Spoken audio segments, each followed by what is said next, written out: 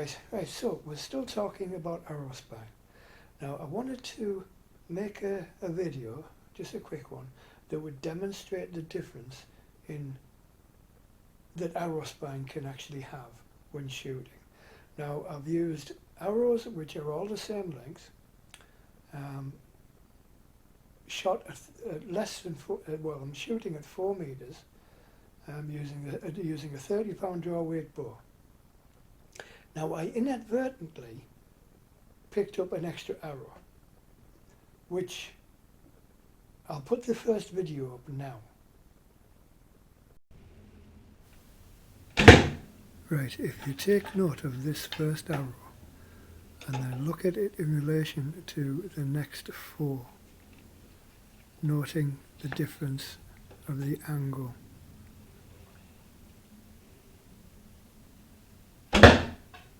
See?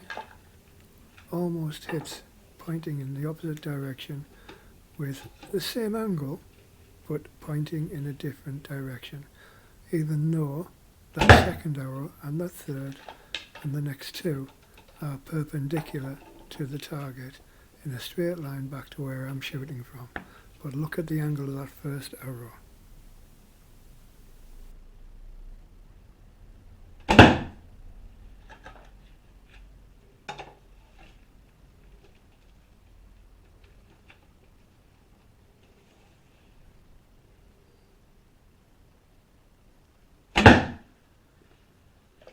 Now, if you notice that very first arrow, slightly off to the left of the main group.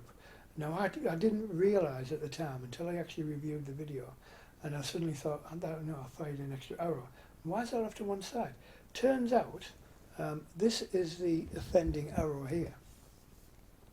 Turns out that this arrow, which I inadvertently picked up, if you look, the cresting is actually different. I think if you guys can see that. It's a different set of arrows. This one is a 25-pound arrow. These ones are 30-pound.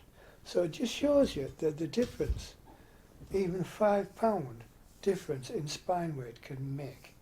Now if you notice the angle, the slight angle, and the different impact point, which I was actually having quite a good shooting session, being quite accurate. But if you notice, the 4 grouped fairly close together, all at the same angle.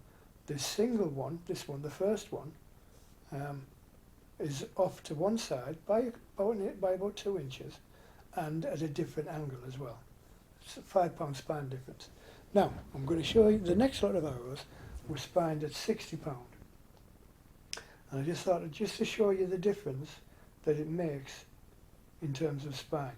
And I'll put that video up now. Right, so watch for the angle of impact. It's almost at 40-45 degrees to the perpendicular. And it's quite an extreme difference if you notice. Excuse the grouping, and the grouping is actually me not shooting very well by this point. But again, look at the angle. Almost 45 degrees to perpendicular to the target and to me.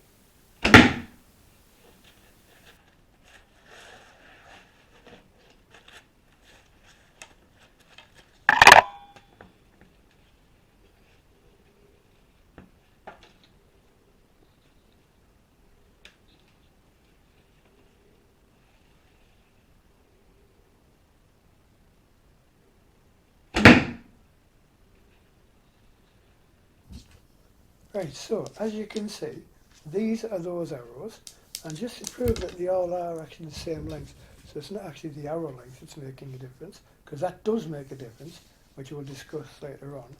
These are both the same length, both 29-inch arrows, but while these are 30-pound arrows, these are 60 spine. Those are 30, these are 60. Now if you look at the angle, these are, I mean, ignore the grouping was actually me.